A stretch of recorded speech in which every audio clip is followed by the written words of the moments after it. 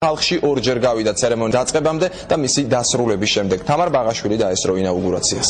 მიხეილ სააკაშვილმა ბოლოს საპრეზიდენტო ფიცის დასადება ტრიბუნასთან მისასვლელი ის გზა აირჩია, სადაც მას ხალხი ელოდებოდა.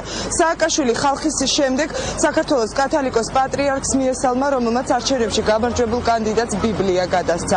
ოფიციალური ცერემონია ინაუგურაციის დღის 12 საათზე დაიწყო, თუმცა რუსთაველის გამზირზე ხალხი ბევრად ადრე შეიკრიბა. საქართველოს დროშა ინაუგურაციაზე მისული ადამიანებისთვის აუცილებელი ატრიბუტია. ვიტყობ, რომ ცერემონიაზე დასწრების მსურველი ბევრი იყო. წინდახედულებმა მაყურებლისთვის გამოყოფილი ადგილები ინაუგურაციის დაწყებამდე რამდენიმე საათით ადრე დაიკავეს. ვინც ეს ვერ მოახერხა, ცერემონიას სპეცტექნიკიდან უყურა. პირველად ვესწრები ინაუგურაციას ძალიან ამაღლებული განწყობა მაქვს, ბევრად მნიშვნელოვანია ჩემთვისაც და მთელი საქართველოსთვისაც. ჩვენ გვჯერა ჩვენი პრეზიდენტი. როდებით უკეთესობას რა თქმა უნდა, რომ ბევრად შეიძლება ნებისმიერი პიროვნების, ნებისმიერი მოქალაქის ცხოვრება. რიგით მოქალაქეებზე ადრე პარლამენტის წინ რიგითი ჯარისკაცები და ორკესტრის წევრები მივიდნენ. სანამ პირადი შემადგენლობა იარაღს ამოწმებდა, მუსიკოსები ბოლო რეპეტიციას გადიოდნენ.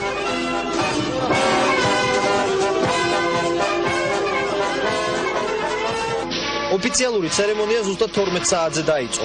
არჩევნებში გამარჯვებული მიხეილ სააკაშვილი წითელ ხალიჩაზე ოჯახთან ერთად გამოჩნდა. არჩეული პრეზიდენტი ტრიბუნასთან პარლამენტის ეზოს ნაცვლად პირველი გიმნაზიის მხრიდან მივიდა. პირველად ის ხალხს მიესალმა.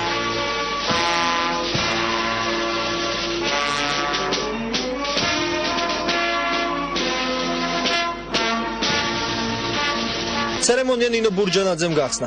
იმ დროისთვის ჯერ კიდევ პრეზიდენტის მოვალეობის შემსრულებელმა შეკრებილ ხალხს და საპატიო სტუმრებს მიმართა.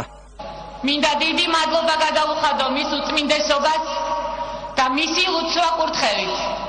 თითოეული ჩვენგანის დიდი სურვილით ვუსურვო საქართველოს ახლად არჩეულ პრეზიდენტს. გაერთიანოს, გაამთლიანოს ჩვენი ქვეყანა. ბურჯანაძის გამოსვლის შემდეგ ტრიბუნასთან ადგილი მიხეილ სააკაშვილმა დაიკავა. საქართველოს კონსტიტუცია. ქვეყნის კონსტიტუციაზე ფიცის დადების შემდეგ ინაუგურაციაზე სახელმწიფო ჰიმნიც შესრულდა.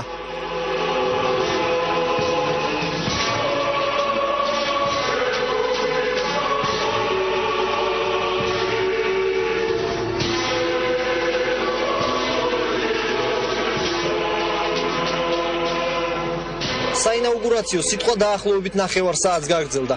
მიმართვის შემდეგ კი ისევ ქვეყნის მთავარსარდლის რანგში მიხეილ სააკაშვილმა სამხედრო აღლუმი ჩაიბარა. ბატონო უმაღლესო მთავარსარდალო, შეიარაღებული ძალებით დანაყოფები აღლუმისათვის დაწყობილია. გამარჯობათ ბატონებო. პრეზიდენტის წინ რუსთაველის გამზირზე პირადი შემადგენლობის 2500-მა ჯარისკაცმა და 33-მა ერთეულმა მძიმე ტექნიკამ ჩაიარა. 25 წუთიანი სამხედრო აღლუმის ბოლოს თბილისის თავზე ავიაციაც გამოჩნდა.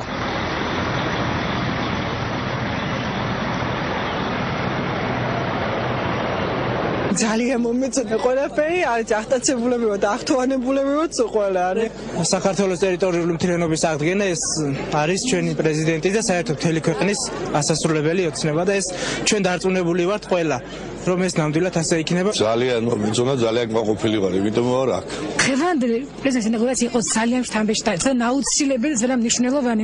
ძალიან მოგვეწონა, ძალიან დიდი იმედებს მომყარებთ და მე მგონი ყველაფერს დაასრულებს იმას, რასაც იძახეს.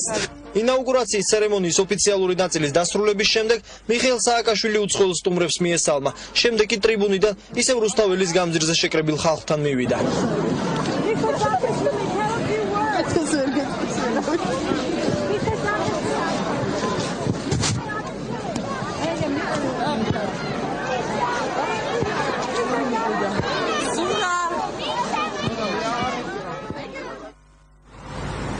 დღევანდელი ინაუგურაციით შესრულდა საერო ფიცის დადების ცერემონია უკვე ხვალ ქუთაისში, ბაგრატის ტაძარში. საქართველოს ერთიანობის სიმბოლოში მიხეილ სააკაშვილი ღვთის წინაშე დაიფიცებს. პირდაპირ